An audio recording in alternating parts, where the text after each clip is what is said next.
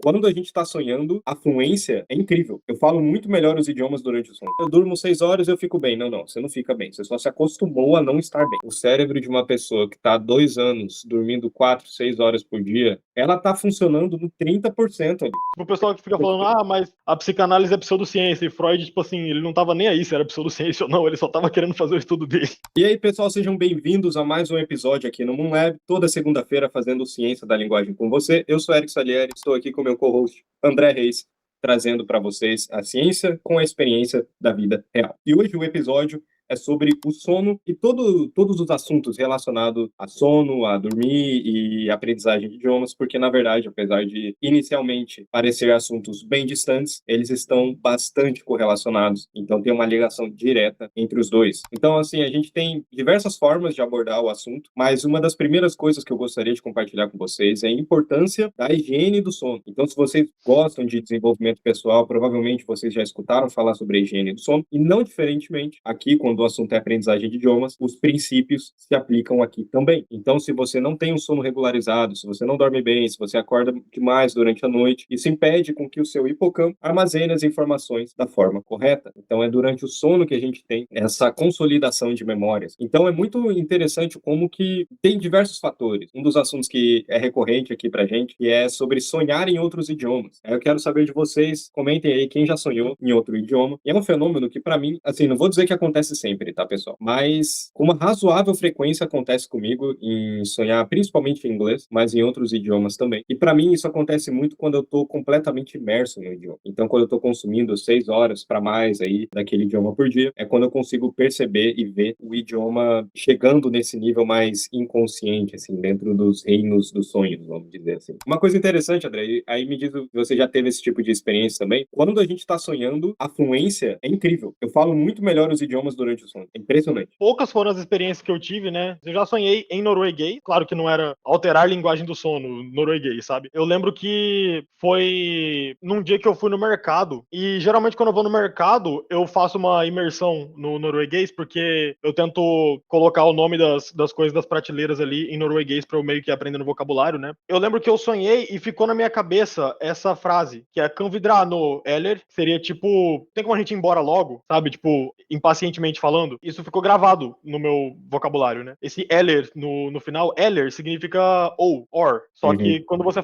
coloca no final da frase assim, você pode estar expressando impaciência. Então, vidrar no eller, tipo, e aí, vamos? Ficou gravado na minha cabeça, justamente num dia que eu tive uma imersão, entre aspas, assim, no norueguês. Eu tenho recordações, assim, de eu ter sonhado em norueguês, de eu saber que eu tava falando norueguês no sonho, mas era tipo gibberish, sabe? Eu tava falando nada com nada, ou pelo menos eu não lembro o que eu falei. No meu caso, cara, já é um pouco diferente. Eu realmente tinha conversas, assim, falas, frases. E eu lembrava que a sensação era incrível, porque era uma sensação de tipo, caramba, como se não tivesse as amarras mesmo, né? Aí aqui, só com isso, a gente já consegue ir para tantos lugares. E, assim, e esse é um assunto, na verdade, que eu quero aprofundar com vocês, que é tipo assim, eu já mencionei em vários outros episódios o impacto do estresse no cérebro para produzir a linguagem, etc, etc. Para quem não escutou os outros episódios, basicamente, o estresse, ele vai bagunçar o seu cérebro todo, dito de forma bem resumida, mas tem os outros episódios que a gente aprofunda mais sobre isso. Mas, em essência, quando a gente está consciente e a gente está produzindo a linguagem, a gente não está só utilizando o nosso conhecimento linguístico. Então, também tem os fatores externos, vamos dizer assim, tem uma certa pressão social, tem uma insegurança, tem diversos fatores que vão, de fato, impactando ali a produção da linguagem. Então, quando a gente está falando dentro do sonho, a gente não tem essas amarras, a gente não está consciente, então a gente não consegue, será que fulano de tal vai me entender ou não? Claro que, assim, podem ter sonhos onde isso acontece, mas na minha experiência, todos os sonhos onde eu tive que eu estava falando em outro idioma, o nível de fluência, assim, era incrível. Era um conforto, principalmente um conforto de estar falando e produzindo o idioma, que era uma sensação, assim, muito difícil de descrever. E é como se a gente não tivesse as amarras, como se a gente não tivesse preocupações, como se a gente não tivesse realmente preocupado ali com se a pessoa ou não vai estar entendendo e a gente estivesse usando todo aquele conhecimento que já está na nossa mente. Porque geralmente o que acontece é isso. É quando a gente tem um conhecimento e a gente não consegue colocar para fora. Então tem as travas, né? Eu lembro que eu não sonhei muito em alemão, isso aconteceu umas 2 ou 3 vezes. Mas eu lembro especificamente desse último sonho que foi mais recente, tem uns 2, 3 meses, foi durante o período do desafio de 21 dias. E o desafio de 21 dias, pessoal, a gente tem com uma razoável frequência lá dentro da comunidade, mês sim, mês não, depende muito da quantidade de convidados que a gente tem. E é um desafio onde está todo mundo em conjunto ali aprendendo idiomas. Então a gente faz essa imersão profunda dentro desse desafio, o QR Code aqui na tela para você acessar e fazer parte da nossa comunidade também, e tá fazendo parte desse desafio. E eu, assim, quando eu tô consciente, eu tenho muita trava em alemão, porque a estrutura das frases em alemão é muito diferente da estrutura das frases de qualquer outro idioma, na verdade, assim, mas é uma estrutura muito própria deles ali. E no sonho eu tava usando o meu conhecimento como se fosse raw, sabe, o meu real conhecimento da parada, e ali eu tava fazendo, assim, uma fluência que eu acordei achando que eu era o bichão, eu conseguia falar tudo, não sei o quê, mas não. Quando eu acordei, a fluência decaiu muito. Só pra gente ver o impacto que tem a gente tá com essas amarras, assim, essas travas durante o dia a dia, tudo isso impacta demais. E o sono, só pra gente ter como referência, né? Como que quando a gente sonha em outro idioma, a gente acaba proporcionando esse tipo de retorno, assim, esse tipo de feedback do que o nosso cérebro é capaz. E para acontecer isso, assim, primeira coisa, a gente tem que ter uma imersão muito profunda, não tem o que fazer. Tem que ser algo que realmente a gente fique imerso no idioma ali, né? Eu tenho uma experiência constante comigo que eu não sei se é por causa do TDAH ou se acontece com todo mundo, mas de qualquer forma, sempre tem uma música grudada na minha cabeça, sabe? Sempre tem pelo menos uma música tocando no background na minha cabeça ali, que fica ali o dia inteiro, às vezes por semanas. Eu percebo que quando tá chegando a hora de dormir, quando eu tô ficando com sono, quando eu tô deitado perto de dormir, ou até mesmo durante o sonho, né? Durante o sono e durante o sonho, eu sonho com música, basicamente. Já aconteceu várias vezes de eu sonhar que eu tava tocando guitarra e que eu tava tocando um riff, assim, maravilhoso na minha cabeça. E eu queria poder acordar e lembrar daquilo, mas eu não lembro de como que era o padrão melódico, eu não lembro de como que era o padrão harmônico, eu não lembro de nada. Eu não sei se isso tá ligado à qualidade do sono, mas eu percebo que eu perco esses detalhes. É interessantíssimo essa relação, né? E é difícil da gente, principalmente quando o assunto é sono, e sonho, no caso, a gente colocar num laboratório e fazer avaliações. Por exemplo, não sei se você já viu, André, e a galera que tá assistindo a gente também, é aquilo de aprender idioma dormindo. Já viu esses vídeos? Eu já ouvi falar, mas parece muito absurdo, né? Tipo assim, é um clickbait gigantesco. Parece absurdo. Aí eu testei por uns dias. Quero testar, sei lá, 30 dias, assim, fazer uma parada dessa e ver o que acontece. Só que, assim, é difícil. Por exemplo, digamos que eu estou estudando, tendo contato com o idioma 2 a 4 horas por dia. E aí, além disso, eu faço isso, né? Enquanto eu tô dormindo, tá lá escutando os áudios lá em, sei lá, japonês. Como é que eu sei que o progresso que eu tive vem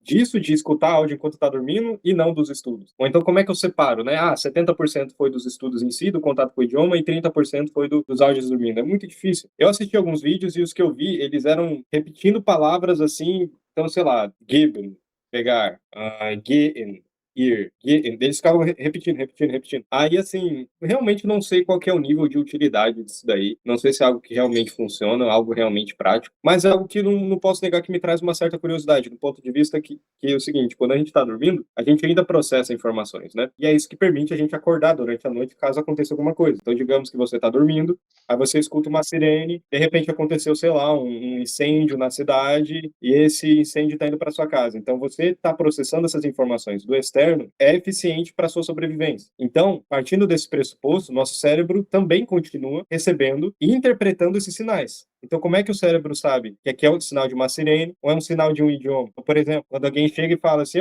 tá na hora de acordar. Então, você sabe isso em português, seu cérebro foi, processou, caramba, tá na hora de acordar, ou algo do gênero. Só um exemplo, pessoal. Só pra gente entender o raciocínio aqui. Não tô falando que isso aqui acontece de fato. No caso, isso aqui acontece, mas assim, vocês vão entender. Nesse caso, se isso acontece, o que impediria, portanto, digamos, em 8 horas, dormindo, escutando um áudio desses aí, de idiomas e palavras, falando a tradução e tudo mais, quantos por cento dessas 8 horas realmente converte em algo produtivo? Eu não São sei. vários estágios do sono também, né? São vários estágios do sono. Então, assim, tem isso também. Eu não sei se já aconteceu com você ou com quem tá assistindo aí, mas, tipo, é engraçado porque essas informações externas, que estão sendo processadas, obviamente, elas invadem o sonho. Por exemplo, quando eu morava com o meu avô, ele adorava vir me acordar batendo bem forte na porta do meu quarto. Era o hobby Eu dele. tava, tipo isso, eu tava sonhando e aí, no sonho, eu começava a Cara, ouvir a batida na porta, só que no sonho era interpretado de outra forma. Tipo assim, sei lá,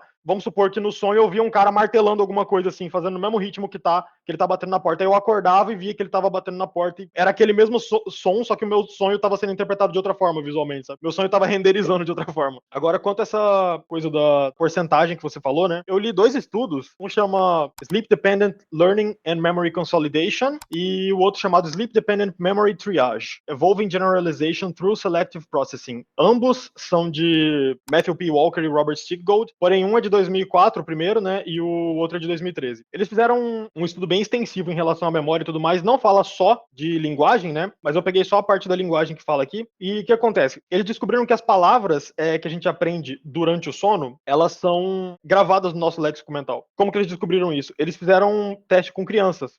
Eles ensinaram siglas que não existem, sei lá, um número X aí de siglas para um grupo de crianças, essas mesmas siglas para outro grupo de crianças. Um grupo dormiu, parece que foram 4 horas de sono durante a tarde, sabe? E o outro grupo não dormiu. Dessas aí, algum tempo depois, eu não sei quanto tempo depois que eles fizeram a pergunta, não sei se foi tipo de imediato ou se foi alguns dias depois, mas todas as crianças que dormiram depois de aprender essas siglas inventadas, elas sabiam, elas lembravam das siglas, enquanto das que não dormiram, nenhuma lembrou. Isso não diz muita coisa em relação à linguagem, diz mais coisa em relação à memória, porque são siglas inventadas. Então, pode ser uma estratégia viável para adquirir vocabulário, porque a aquisição de vocabulário, a gente depende, né, da memória até certo ponto. Até que a gente faça as associações necessárias, a gente vai precisar da memória. Certas regrinhas também que a gente acaba descobrindo sozinho, gravando essas regrinhas sozinho, essas mnemônicas que a gente cria também às vezes, a gente vai usar a memória para manter essas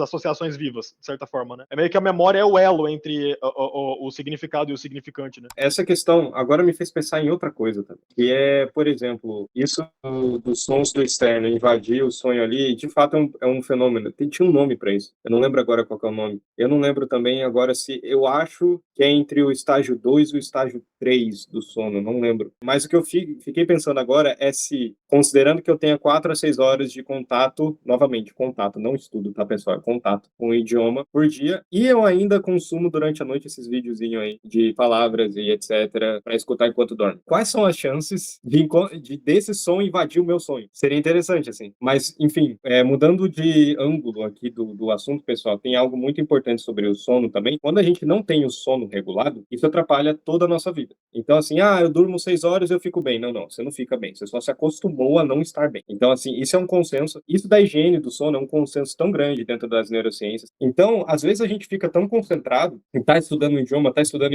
idioma, estar estudando, a gente não faz nem o básico. Algumas coisas, assim, que são puras e básicas do próprio cérebro. Então, fazer exercício também é outra que ajuda o sono e ajuda também, consequentemente, a aprendizagem. Por isso que essa questão de trazer a aprendizagem de idiomas com as neurociências é algo mais sobre a gente otimizar o nosso cérebro para ele estar trazendo os resultados e estar no seu estágio mais optimal, assim, mais otimizado, para a gente estar podendo consolidar essas informações dentro daquele idioma. Então, exatamente, se você tem o sono desregulado, se você não faz exercício, se você não cuida do seu cérebro, como é que você acha que você vai aprender um idioma? Assim? A coisa que mais gasta energia no seu cérebro é aprender um idioma. A matemática tem que bater. E a matemática só bate quando a gente faz esse tipo de prática. A gente realmente faz essa higiene do sono. Se você parar pra pensar, faz total sentido essa questão do sono, por quê? Quando a gente está dormindo, o nosso cérebro ele tá muito menos conectado aos estímulos externos, né? Então, ele tem muito mais espaço para trabalhar internamente. Ele tem muito mais energia para se cuidar internamente, né, para focar no interno, porque ele não tá com esse monte de estímulo que tem quando a gente está consciente,